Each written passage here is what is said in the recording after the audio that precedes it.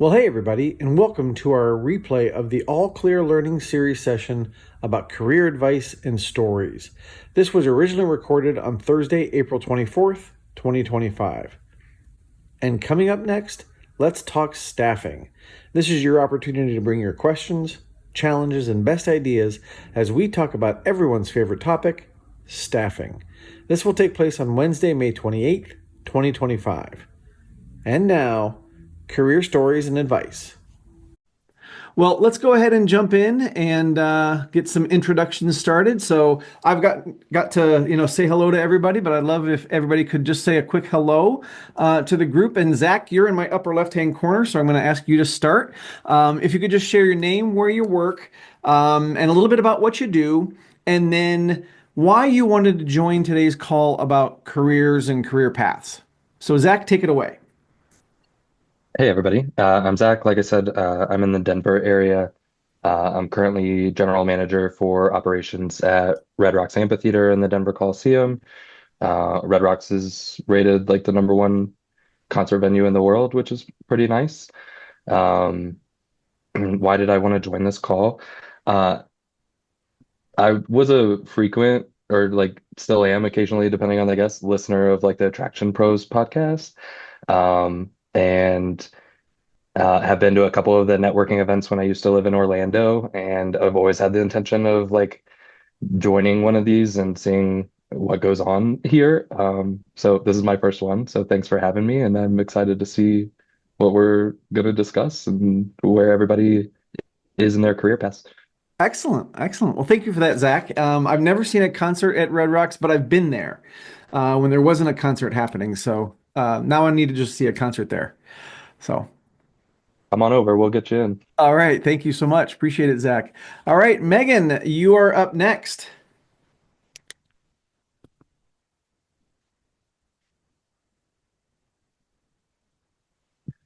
There we go. Hi, I'm Megan Bourgault from New Orleans City Park. I'm the director of attractions and visitor experience here. We have a 1,300-acre urban park with businesses inside of it. So we have a mini golf course, a visitor center, an amusement park, 6 different playgrounds, 2 golf courses, 2 football stadiums. It's a massive place. So my role is really interacting with the guest and over the attractions in the park, the mini golf facility, the guest center, the amusement park, the playgrounds, all those areas.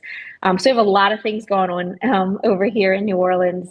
And I joined the call today just to get some information from other people, professional development, just make some connections, do some networking.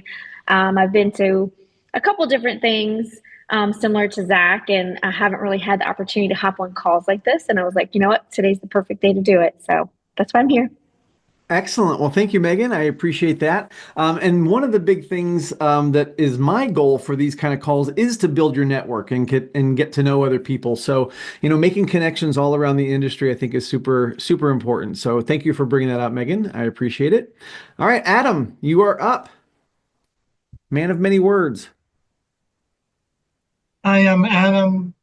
I work at Mortgage Wonderland as the supervisor for aquatics, rides, park services. I joined the call to network and hear some stories. Okay. Perfect. Thank you, Adam. All right, Brennan, you're up. Hi, everyone. I'm Brennan. I'm from Sandusky, Ohio, and I just graduated college with a degree in resort and attraction management. I joined the call to learn more and meet new people. Good reasons. Good reasons. Thank you, Brennan. Appreciate it. All right, David. Hello, I'm David Crandell. I'm the general manager of the Fiesta Village Family Fun Park in Southern California, and been here for 22 years or so, and joined the call today just to kind of see how you, I think you're never too young to kind of look at your next steps in your career and where life takes you. So I wanted to see where everybody was at and what suggestions there were out there and just network a little bit, just like everybody else. Perfect. Thank you, David. All right, Lyssa, you're up. Hi, my name is Lyssa. I am currently based out of North Carolina. I am client relations and administrative assistant for Genesee Quad Designs. I'm also part of a startup looking to start a commercial kitchen for shared use for food trucks in the area as well. And I came back on because I missed last month and I wanted to get back into the networking. Perfect. I appreciate it. Thank you, Lyssa. All right. Well, a lot of people are looking to network, which is great. Getting some career stories, and I had a question that I wanted to kind of kick out to the team, and just kind of get the conversation going about careers and career paths. And that question is, when you think back to what you wanted to do when you kind of quote unquote grew up, I know a lot of us are still growing up, and David said it's never too late to continue to look at your career path. When you think about like when you were growing up and what it was that you wanted to do when you got older, are you doing that right now? And if you're not, that's okay. But does what you're doing now have anything to do, even a small through line with what you thought you might want to do when you were a kid? And I'll give you a quick example. So, a couple things that I wanted to do when I was a kid. I wanted to be a football player. I wanted to be a truck driver, but I also wanted to be a musician. And I still play drums, and I've been playing drums for a long time. And a lot of the things that I have done over the course of my life have been about performance, right? Being on stage playing drums. I was, in stage crafters in high school, and I did a small little bit of acting, but mostly in behind the scenes type of roles. And so much of what I have done over the years has been about performance, whether it's been in a training class. I really look at that as a performance, even to some extent doing things like this. Like when I open up that the waiting room, that's like curtain up for me. This is the performance time, and it couldn't look very, very different in different situations. But I absolutely believe that I am still using sort of that performance gene, if you will, that I was really wanting to cultivate when I was younger. I'm still using that today. Now, I'm not a professional musician, certainly not a football player or a truck driver, but in that vein of using things that you were, wanting to do when you were younger, and still using it now, I think is kind of an interesting way to start talking a little bit about careers. So, who wants to start us off? What did you want to be when you were younger, and are you still using or pursuing any of that today?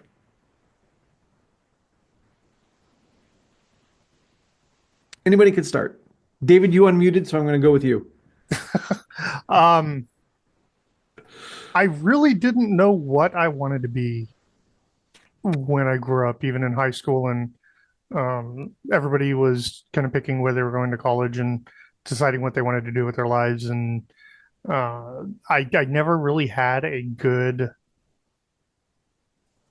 roadmap for that. Um, I knew with the job that I had at the time, kind of unique for a high schooler, I enjoyed kind of the customer service and the interaction with people, and it was kind of a tech field as well, so the technology and the hands-on aspect of it was kind of a 50-50 opportunity. So I liked both of those um, tasks to keep you busy. I knew I liked psychology, so I did study psychology a little bit. I thought that was helpful in just leadership and in learning how to develop your customer service and how to talk to people and how to get people to do things you want them to do and all that fun stuff with psychology. So that was really the most I knew about what I wanted to do. I probably didn't know that this was what I wanted to do until a few years ago. Even doing it for 10 years, 15 years, I was like, well, what is the next thing that I'll do? I didn't really know if this was a lifestyle or not. And I think, I mean, with how much I've known Matt and everything and talking to him, it became a lifestyle without knowing it. So, yeah, it's just you never know where those little forks in the road will take you. And I think I hit those forks with blindfolds on and just kind of went with opportunity and gut versus, hey, I know that in 5 years I want to be doing this. I didn't really think about it that way. Well, and I think you're probably similar to a lot of people who, like you said, you hit that fork with blinders and didn't know which way to go and kind of make that gut reaction or that gut decision. Some people do have a plan, and some people have sort of this direction that they want to go. But I think one of the things that we've all probably recognized is that our careers will take different paths that we don't expect. And sometimes it's great, and sometimes it's like, ooh, that's not the path I want to go down. I'm going to go someplace else. But interesting, David, that you mentioned psychology and being interested in that early on certainly plays into what you're doing now as a leader. Yeah, I think so. I think it's always kind of been that fallback of being interested in the human psyche and why people think the way they do and they react the way they do and how to interpret it and utilize it when you need to. Okay. Excellent. Excellent. Thank you, David. Let's give you some snaps and claps for going first. Well done. Well done. Who would like to go next? Go ahead, Megan. I think growing up, I was very excited about events that I would go to and things and large scale events. And I was like, wow, I want to plan these one day. I want to be that person that's creating these and making these so fun, and the production part and the lights, the sound, and the whole logistics side of it. Like I knew from an early age I wanted to be in that. And I started to kind of get my feet wet with that. I worked at a casino for a long time, and it just wasn't exactly what I was looking for. But when I came to City Park, I was like, oh, wow, I get to do unique things. I have a unique space. I can create and do all these things. And just from an early age, going to different events with my family or going to fairs and concerts. And even when I went on my first convention floor, I was like, wow, this is amazing. Like, I want to be in charge of who can make this happen and how can I make this a really cool experience for people. So I think I stayed in that path and I kept going with that throughout my career so far. I don't know if this is where I'm going to end up or if there's something else out there, but yeah, that's just kind of how I got into it and what I thought I was going to do from the beginning. So. Okay. If I could ask you a follow-up question, thinking about your role at City Park, did you go into that thinking this will be a great way for me to sort of live out that, I don't want to say fantasy, but live out the life of creating events for people? Or did you notice it after you took the job? I noticed it after I took the job. This job, I was at a turning point in my life personally, and this job really fell in my lap. And I was like, okay, let's try amusements. I worked at a Six Flags for a couple years, at 18 years old. And then at 30, getting back into it, no, I had no idea this is where it was going to take me. I started off as the amusement park manager. I had no idea. I had never touched a ride in my life. I had never done anything in this realm as far as that goes. So I had no idea where it was going to take me today. And now I get to plan, our big Christmas event. I get to plan our Halloween event. I get to do all these things. I mean, you all know every day, you can treat every day as an event, right? You have your morning, your pre-show, your pre-jitters, then you open the doors. That's basically, shows open, and every day is a new experience. But I had no idea this is where this job was going to take me or that I was going to be here for this long. No idea. Okay. Awesome. Well, thank you for sharing that, Megan. I really appreciate it. Yeah. Snaps and claps for Megan. Woo! Thank you for that. All right. Who's next? Zach, take it away. Yeah. Yeah. I grew up in the middle of nowhere, Ohio, and it was 2 hours to Cedar Point and 2 hours to Kings Island. And this is going to sound more depressing than what I mean it to, but that was the only fun that was going on in that time of my life. So I knew at a very young age, I wanted to run Cedar Point. That is all I wanted to do. Did not give myself any backup options. That was it. So, as I went to college, I think that freshman year of college, I applied for 40 different internships at all types of amusement parks and theme parks and stuff. Luckily landed at Busch Gardens and did that for 2 consecutive summers, and then worked my way down to Disney. Did a stint at Cedar Point, did a stint at the Columbus Zoo. So all of my background are like theme parks. And so now being here at a concert venue, it's not something that I thought I would do. Not that was ever against it. I just never thought of it because my sights were always on, I'm going to run a theme park someday. And that hasn't gone away.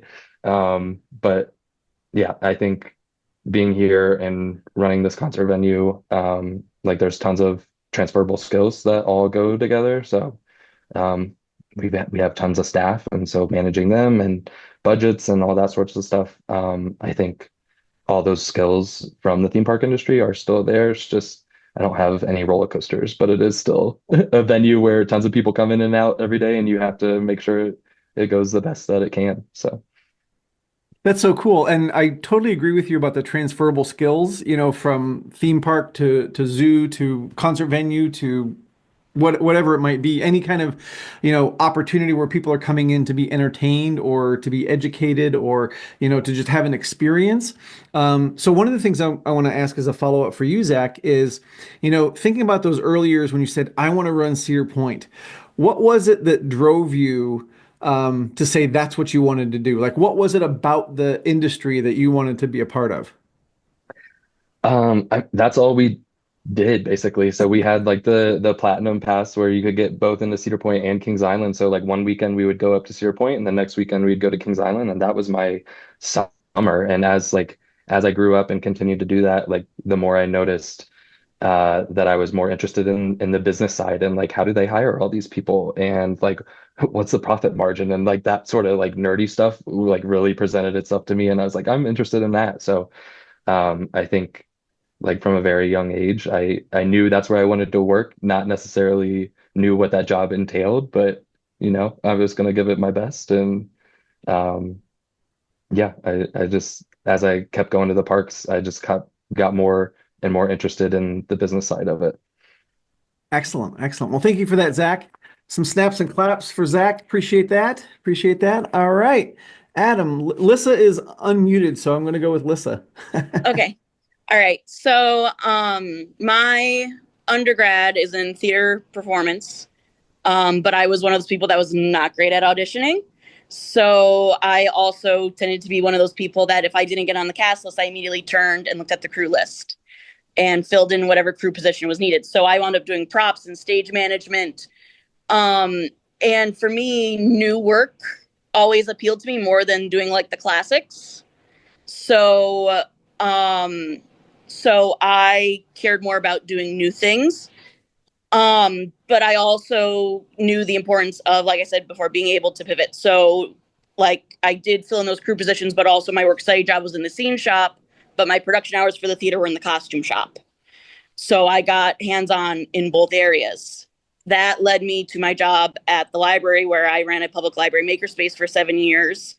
And that job I had to pivot constantly because I taught everything from sewing to 3D printing to a little bit of coding to soldering. I was 24 hours a week and averaging 50 programs a quarter. And a lot of that was because eventually I could start repeating things, but it also meant that I was using a lot of my presentational skills. I was using a lot of those hands-on building and fabrication and research, because one of the things they teach you in acting is to research. And even for scenic and costume stuff as well. Then I decided I wanted to go back to entertainment. So I went for my MFA in animatronics, started to get into themed entertainment, connected with some folks at my university. That's how I wound up here at Je ne sais quoi. We are a atelier. So we focus on dancewear and custom clothing. So we do a lot of tutus and a lot of costuming. We do some custom orders. But here at Je ne sais quoi, I'm able to use both those fabrication skills to be able to like help pick up on some of the influx of orders we've had. I also get to use some of my creativity to work on things like the window display. So I'm working on the Christmas window display right now. And the desire to just try anything. So that's how I got involved with some other people who were looking to build the commercial kitchen. It wound up become almost a better learning experience than my graduate stuff, because I'm getting very hands-on with like the early numbers and okay, how do you go tour a site to determine whether it's going to be feasible for what you want to do? And what are the important things we're looking at? How do we put together a survey to figure out, do the food trucks actually need us here? Or is this something where it's kind of a pie in the sky dream for us? So I've gotten to use a lot of that theater and creativity and just that desire to kind of put out there to get to where I am now. It's close to what I wanted to do when I was younger. So Okay, awesome. So my follow-up question for you is there were two sort of themes that I heard in a lot of what you talked about. Number one was hands-on, so being very involved and like hands-on stuff, like doing stuff, building stuff, and the other one was pivoting. So I'm curious if like that was my impression of what you had talked about. I'm curious if that rings true to you, like that you're super involved and want to be quote unquote hands-on, but also, so much of what you've learned over the years is how to pivot and sounds like be comfortable with that. Yeah. And it's the pivot allows me to kind of be able to be open to other things. So like what if we don't get this building that we want, or what if one of the things we're looking at in the atelier right now is like, what if the tariff things start going through and raising prices? So it's kind of that being open to finding like other avenues to be able to pivot businesses to, or to be able to pivot locations. So yeah, it is something that rings very true. And I didn't necessarily think I would be doing as much pivoting when I was younger, but definitely the hands-on. And it's, like I said, it's something that just kind of developed. Okay, awesome. Thank you, Lyssa. Snaps and claps. Thank you, Lyssa. Appreciate it. All right, Adam, you're unmuted, so you're taking it. Take it away. I wanted to be a director, a wrestler, an actor. There was a month when I was a kid where I wanted to be a baseball player. I've always loved theme parks. I never wanted to work at a theme park until I started working at a theme park. And now I love it. And so, Adam, when you say you want to be a director, do you mean like a theater director? What kind of director were you talking about? Film.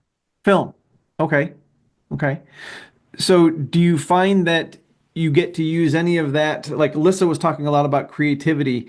Do you get to use that sort of creativity from directing and acting in what you do now at Morgan's? Every day. Okay.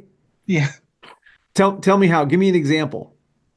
Where we have mock trainings where we create a ride in our conference room and then have them direct the scene. Okay. Awesome. Well, thank you, Adam. I appreciate it. Let's give Adam some snaps. Snaps, and claps. All right. Brennan, you know the drill. You just unmuted, so you're up. Hi, everyone. So I grew up in a suburb of Cleveland, so about an hour away from Cedar Point. My family went to Disney roughly every year.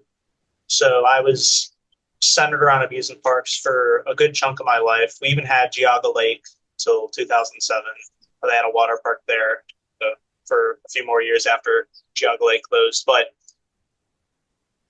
amusement parks have always been a major part of my life, and I initially wanted to design roller coasters when I was really young. But when I got to high school, I learned that math is not one of my strong suits, so I pivoted a little bit. Around this time, Bowling Green announced that they were doing a public-private partnership with Cedar Fair with the Resort and Attraction Management Program. So I enrolled in that, and that's what I've been working on for the last 4 years. I worked at Cedar Point in ride operations for 3 of those years. And then after the 3rd year, I was promoted to a supervisor for my 3rd year. But after that 3rd year, I decided I wanted to learn more of the business side. So through the RAM program, an opportunity opened up where I could be an intern with Cedar Fair in accounting. So I did the internship. It was a pretty long internship, and I learned a lot from it.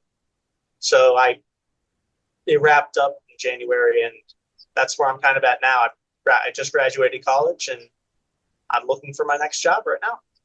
Okay. So, quick aside, where did you live outside of Cleveland? Macedonia. Okay. Did we talk about this already? No, I don't believe so. Okay, because I lived in Orange Village, which is right near Chagrin Falls. Oh, really? Yeah, that's where I grew up. But anyway, so thinking about, since we're talking about careers, and you just said, "Hey, I'm looking for my next next opportunity." What's kind of going through your mind in terms of what you've done? Kind of where you want to go, in terms of how you're going about that job search. I'm really open to anything. I learned that when you're in an operations role, or especially the role I was in, it's very hands-on, and I like the hands-on, but there were moments where I thought it was a little too much. So that's why I wanted to try an office position, a back house position, because I know it'd be working more with data. And I learned that sometimes too much time in the office might not be what I'm looking for either. So I'm looking for something that has more of a balance, preferably hands-on. I like the hands-on work more. Okay, awesome. Let's give Brennan some snaps and claps. Thank you for sharing all that. I appreciate it. One of my takeaways from what everybody kind of shared was about things that you've learned over the years, whether it's about yourself or about the career path. And I know that certainly has happened for me over the last, 30 something years that I've been in the attractions industry. Some of you know that I started as a ride operator at Canopy Lake Park up in New Hampshire and have kind of worked my way through the industry. I think you learn, if you're open to it, you learn a lot about yourself. And Brennan, you mentioned, kind of working with in the back of house areas. Zach, you mentioned the nerdy side of the business and focusing on that, how that impacts the operation and things of that nature. So I think one of the phrases that pops to mind when I think about careers and especially in Brennan's position, thinking about that next step is to pay attention to what you pay attention to. So, in Zach's case, you're paying attention to the business side, you're paying attention to the numbers. Like if your interest goes to, oh, I wonder how that works. That's probably going to be someplace where you are going to find some satisfaction from a job perspective, from a professional career. Like David mentioned, psychology. Oh, I wonder why people do what they do. Let me study that a little bit. And that's kind of your natural inclination to figure out what that interest area is. So that's kind of why I asked, from the very young age, what it was that you wanted to do and how that has kind of progressed through the years, because I think whether we do it intentionally or we kind of fall into things, sometimes if we do it intentionally, we're following the path that we set out. If we don't do it intentionally, then we might fall into something that's great, like Megan mentioned, or we might fall into something that's not so great. And we're like, I got to change this. This is not where I want to be. And I know I've been in that position as well. So a lot of great reflections from the things that you all shared. Next question I have for you, thinking about careers again, is kind of one of two questions. You can answer both or you can answer one. The question is both around kind of the same thing. Either the best career advice you've gotten, right? So maybe somebody, a mentor, a boss, a leader, a parent shared something with you, best career advice you've gotten that might help somebody else, or the best career advice you would give to someone. So either one or both, if it's different. So either the best career advice you've gotten or the best career advice you would give someone who maybe is coming up in the ranks. So who would like to go first on this one? Go ahead, Megan. I would say some advice, the best advice would be don't make connections everywhere you work. So in my case, the people I worked with when I was 16 and 17 years old are the same people I ended up working with again when I got this job at City Park. Had no idea when I was a 16-year-old that I would be making connections that would eventually get me my dream job later in life. No idea, right? But they knew I was a hard worker. They remembered me from then. We sort of stayed in touch throughout the years and followed each other's careers. But if I wouldn't have made those connections, and taken every job that I had seriously, I probably would not be in the position I am today. So just always try to make those connections. And even if you're at a point in your life where you're like, this is just a pit stop for me, this isn't really where I'm going to end up or what I want to do, you never know when those connections can come back and really open up any doors for you. Absolutely. Great, great advice. That deserves some snaps, I think. Thank you, Megan, for going first. I appreciate it. Yay. All right. Who would like to go next? Go ahead, David. Oh, I think we lost your signal. You're unmuted, but I can't hear you. Hear me now? Perfect. Okay. So I've got two of them basically. One of them is don't ever think that a task is beneath you.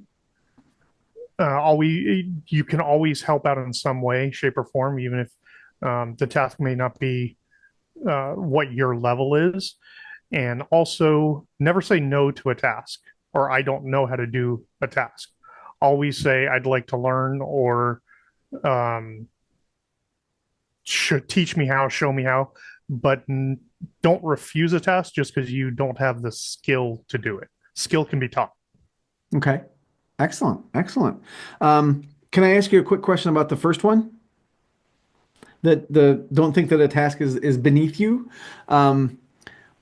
What does that say about someone, at least in your opinion or experience, when they say, I'm not doing that?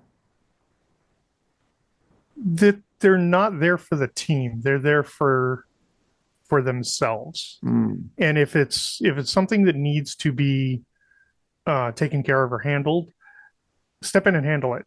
You might get some praise for it. You might get some recognition for it. There might be something down the road that is a reward from doing that task.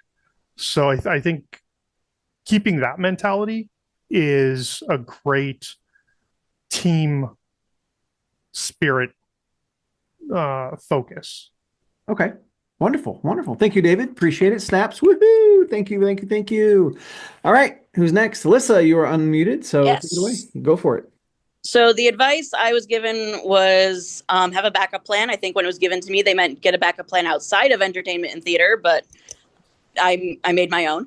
And then the advice I would give is don't be afraid to network at every level. So like I have connections here in North Carolina that I've made, but I also have connections with people through various organizations, both around the country and around the world now.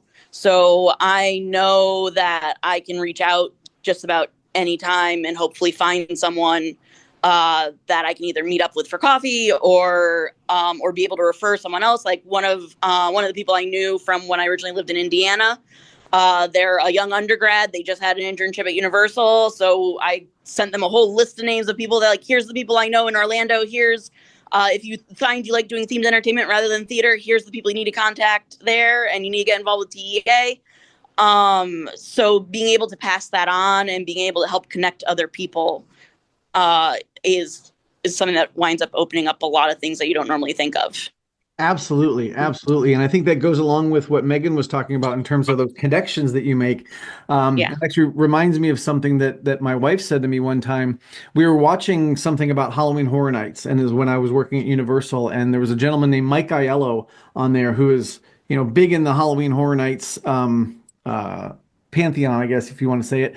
But anyway, I said to my wife, "Hey, I know that guy," and she said, "But does he know you?"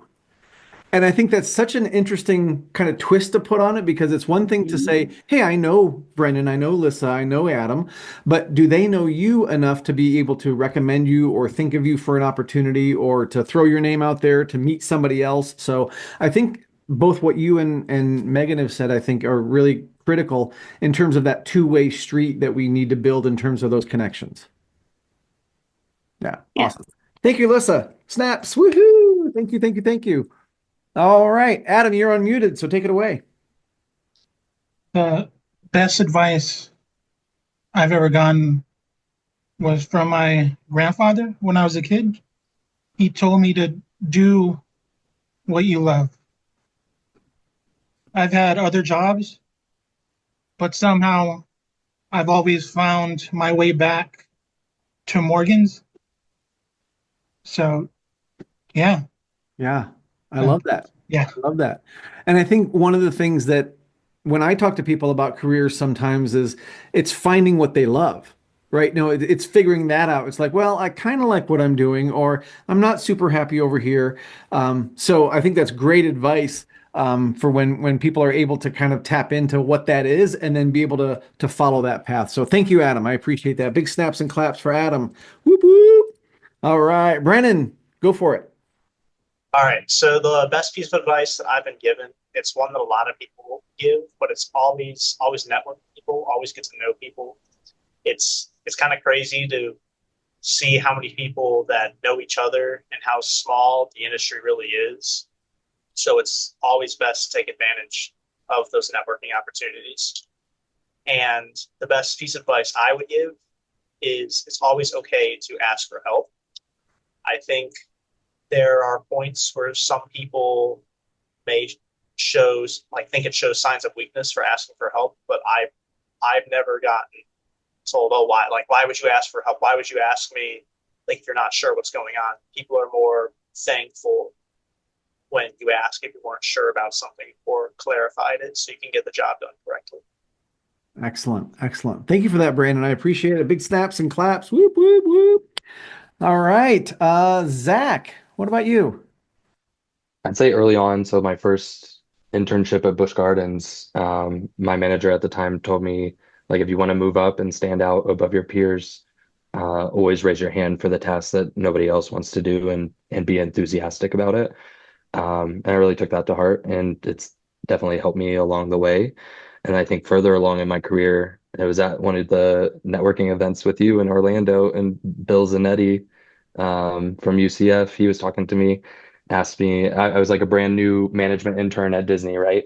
And he was like, what do you want to do long term? And I told him exactly what I just told you, right? Like, I want to run Cedar Point, I want to run Disney, like any of those would be great. And he was like, oh, from what I've noticed, if you want to move up at Disney, you're going to want to work here for a little bit, move somewhere and do something else outside of Disney, and then come back. And it'll be like coming back at a much higher level than what you would if you just stayed there long term. And I think that's where I am right now, right? I've left Disney and I'm doing exactly what he said at the time. I was like, you're crazy. You want me to leave Orlando, the greatest city in the world to me at the time, because that was amazing. I was coming from middle of nowhere, Ohio. Um, and yeah, now it's like he was like fortune telling my career path basically, right to me right then and there.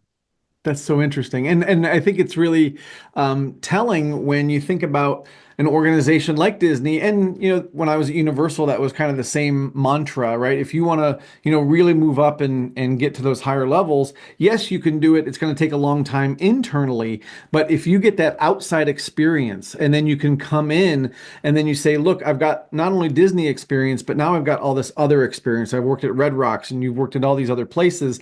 Now you're that much more valuable and you can kind of skip those steps in the ladder, if you will, from internally. So I think that's really interesting. So Zach, big snaps and claps for that one. I appreciate that. Appreciate that. Awesome. Well, we've got a little over 15 minutes left, and I'd love to just open it up to any questions, kind of a Q&A. If you have questions about, kind of a career path or, where you think you want to go or finding what you love, like Adam talked about, kind of open it up to the group to see what kind of questions are out there.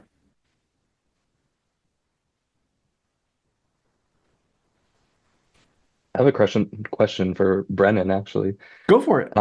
During your, I think, answer to the first question, you said that you had to pivot because you were finding out that you were not good at math, I think is how you put it, which is almost exactly how my college experience went. And then you went from that to like, now I'm an accounting intern. So I just want to know, like, how did that go for you? Because that's a big step. And I find myself in that same thing, right? Like I had to switch majors. I couldn't pass like Ohio State, like upper level accounting. So I went to hospitality. And now I'm doing all sorts of weird finances that I never thought I would be able to do. So I just want to see how that worked out for you. So I would I think the phrase "I'm not good at math" is quite broad. I think it's more of the math equations that were put in front of me that I've struggled with, and making advanced calculations where I struggled. But when I find that I'm pretty good with like anything with money wise. I'm good with Excel. I'm good with like basic addition and subtraction. Like it's not too like, I don't want to say advanced, or at least the work I did in accounting. But my whole idea was just to try something back of house, and that's the opportunity that opened up. So that's what I went forward with, and I didn't think it was anything too difficult. But kind of like how you said, where you struggled with in school with it, and then now you do things with finance all the time. No, that's awesome. I'm happy for you, just because that was a huge point of like stress in my life for so long. So like to see other people just doing the same thing and figuring it out, like that's awesome. Excellent. Thank you for that question, Zach, and thank you for a great answer, Brennan. Any other questions? I'll go. I got Go one. for it. Is there any piece of advice that gets thrown out a lot that a lot of people say that may not be so good? That's a great question. So kind of the opposite of the question that we asked earlier, like the best career advice, you're kind of asking for what's advice that's not so great. Yeah, that might be, I'll say overrated. You might hear all the time. And it's like, oh, that maybe it didn't play out for you by following it, if there's anything. Okay. I'm kind of racking my brain. I think Megan's going to unmute. Go for it. Yeah, I think we kind of touched on it a little bit earlier, where it's a different mentality now, where in the past you still go work for a company, stay there, work really hard, learn everything, work your way up, and eventually you'd get that position you wanted. I think it's really going back to that might not be how the world works today, where you do need to move around, you do need to experience different things. And a lot of people that have executive level jobs in like the amusement industry right now, I notice when I go to conferences and they're teaching classes, they started as a ride operator, as picking up trash, and work their way up. I don't think that's how the world works right now. I think you do need to venture out, do different things, get all this outside experience from the industry, and come and bring that to the table. You could get stuck if you just stay in that same spot and just keep working your way, and you're going to see other people come in above you that are equal to you, and you're like, how did they get there? Why does the company think they're better than me? And it's really just that they're bringing in something from the outside. So that's all I have. Oh, it's great. Great. Thank you, Megan. Thank you, Megan. Any other bad advice for Brennan? Lyssa. I was just gonna say I agree with Megan from what I've seen, and like even how they were initially training us in the animatronics MFA program. It was they were telling us one thing that they thought was true, but then like going to IAPA, all of a sudden you're seeing like, oh, actually a bunch of companies build animatronics. It's not just like the Disney Imagineering. It's actually a bunch of different companies. So being able to understand the process from multiple perspectives winds up being a benefit. But I'll just say I do agree with Megan saying it's not like how we were told it was going to be when we were younger. Yeah, I definitely think that's I know David's been in his role for a long time, but he and I are old, so it's okay. But there was sort of that, like Megan was saying, you get into a good company and you work there for a long time and you retire from there. But I really do think that not only does it benefit you to move around a little bit and get different experiences, but I also think it strengthens the company, because you get that outside influence and you get new ideas and things like that. And David's heard me say this 1,000 times, it does come down to balance though. Because if you're moving around too much, and you are not able to kind of get some of those lessons and a little bit of that longevity, then that could be hurtful potentially to a potential employer. I also think from an employer perspective, like if you all are hiring people, and you're getting too much of that sort of influx from the outside, you're not, kind of tapping into the strength that you have inside. So there is that balance. You've got the institutional knowledge and strength that you have of the people there, kind of balancing that with the outside influence. David, it looks like you're unmuted. Did you have something? I was just going to kind of piggyback off of what you said in response to Brennan's question. I've heard a lot of career advice and given a lot of career advice. It's funny because I don't think it's necessarily what has been bad career advice. It's just what you do with that career advice that determines what your path is. I've heard people say, go to college, get a degree, you'll be set. And then I've heard people say, follow your dreams, learn a trade, learn a skill, and you'll be set. I mean, it's just it all becomes so personal to you with what that career advice may be. I don't know that it's good and bad advice. It's just what you can do with that advice. Some people are meant to do one thing, other people aren't. I don't think I was meant to go to college, but I enjoy learning and I enjoy teaching and learning new subjects and skills and all of those things. But the college setting necessarily wasn't for me. So it's really hard to say, hey, this is bad advice or this is good advice. It's just what you as a person can do. So thank you for that, David, because that spurred a thought in my mind, because when Brennan originally asked this question, I was really struggling, like, what's bad advice that I've heard? But I think when it's people, they say, well, this worked for me, so this is what you have to do. I think that it's well-intentioned, but I think it's misplaced a little bit, because of exactly what David said. Like, I went through a little bit of college. I didn't, graduate from a 4-year school. Those kind of things that somebody might say you have to go to college to get a good job. Well, I'm very, very happy in what I do, and I think I have a really, really great job, and I didn't finish a 4-year degree. To me, that's okay, right? And so that leads me to be able to say to someone, if college is for you, if you want to try it, try it. And I think this is just echoing what David said. If you want to learn a trade, go experiment with it. Try it, see if it's for you.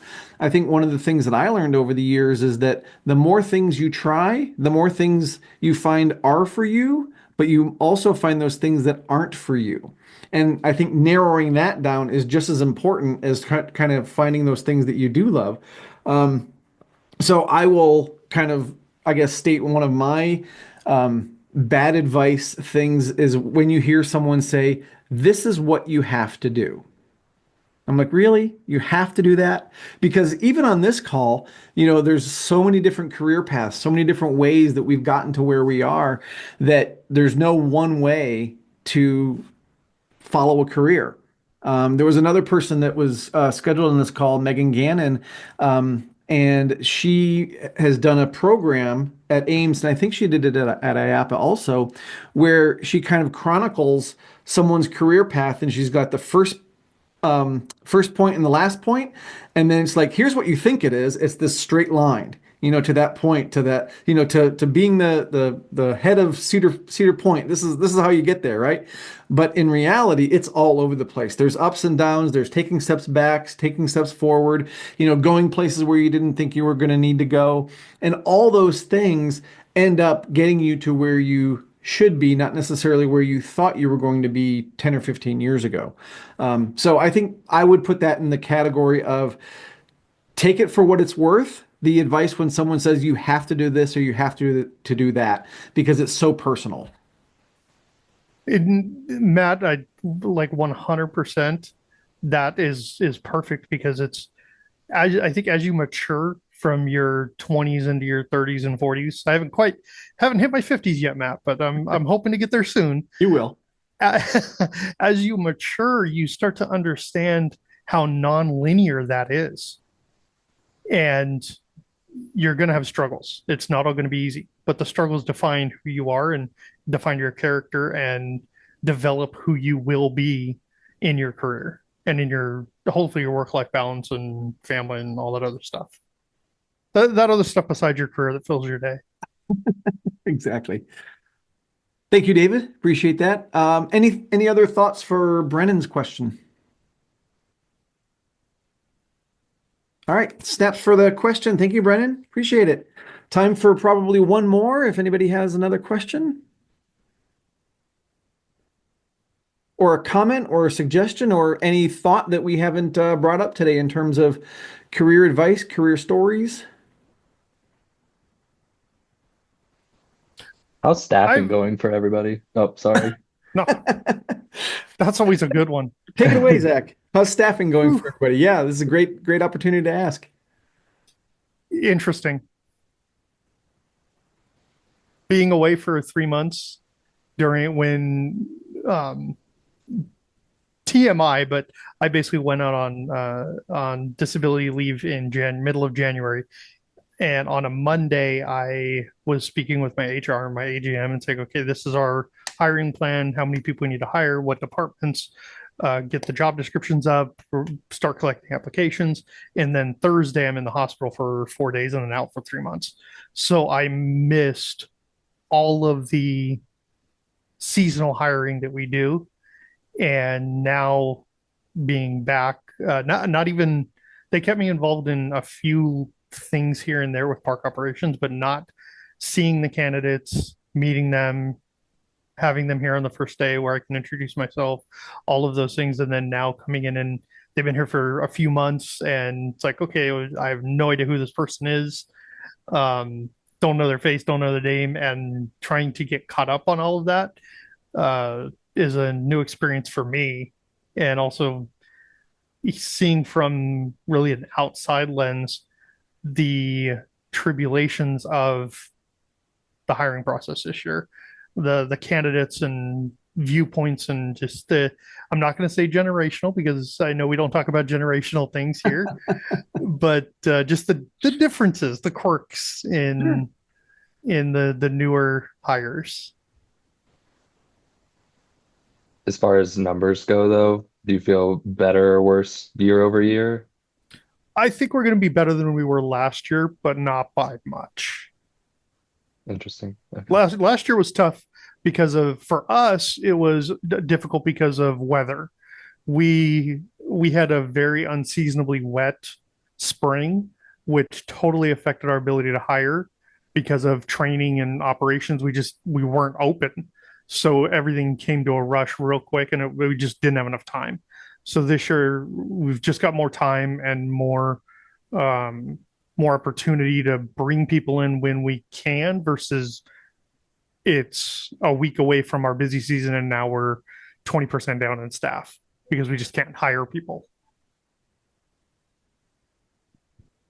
Awesome. Megan, you had unmuted. Did you want to share something about staffing as well? I just find our biggest struggle is competing with the salaries and pay rates with competing facilities in our area.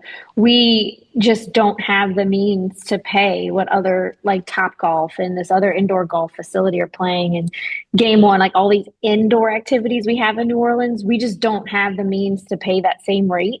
So we're just not always getting the quality of employee that we're looking for.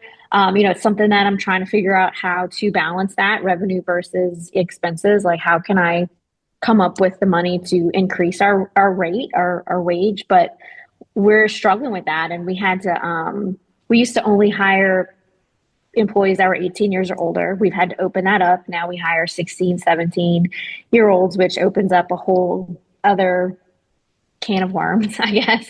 Whole other thing with that, that we're not struggling with. We're learning, we're growing, we're figuring it out, but it's definitely a different environment that we're working in now. And then we hire too many people from one school. So when prom happens or this happens or that happens, it's like everybody requests off. And we all know a request off is really just a very polite way of saying, I'm not coming in. Don't count on me. It is not a request. It is we're being told that. So we've just been fighting through that. I mean, we have the staffing level that we need to, but we get into that situation where something comes up and then we're behind, we're struggling. And it's hard to compete with the other industries that are paying more for an indoor job or less stress or, not having someone's lives in their hands. So we're just figuring out how I can afford to raise that has been very difficult. Tell them the good advice. I've always said good advice is don't go to prom. Yeah. You say, not only do you save money, you make money by working that weekend. That's so right. why go to prom? Yes, I know. I didn't go to prom.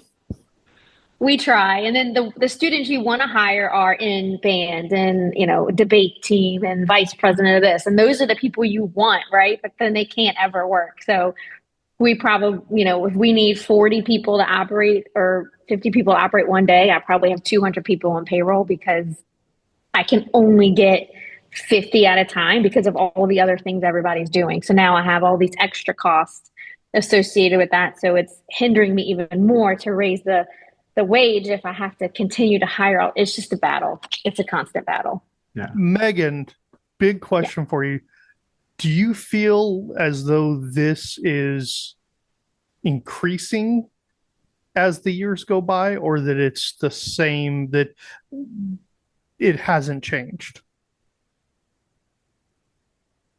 I feel like it's increasing. I think COVID's a good benchmark, right? Pre-COVID, we were fine. Post-COVID, we had this whole thing where no one wanted to work. And then now we have people, we lowered our age and now we have all this new pool of people that do want to work, but I feel like they can't, or like in everyone else seems to be continuing to raise their wage and we just can't keep up. And I feel like that's continuing to happen and it's continuing to go up. And when we finally increase, then they increase. And then we're just always behind. We're a nonprofit. We don't have the funds that other places may have. So we're just have that constant struggle. Yeah. Yeah. Well, thank you for that question, Zach. I think that's probably something we could bring up on another call, and we may just do that. So thank you, David and Megan, for your input as well. I think Megan needs a hot seat coaching call. Well, we've had some chats, right? Yeah. We may have some in the future. But thank you very much, everybody, for your time today. I really do appreciate it. I hope this was helpful just to kind of talk about careers, get some advice out there, and get some conversations going around this. Our next session like this will be on May 28th. You'll certainly get an email about that. May 28th at 11 a.m.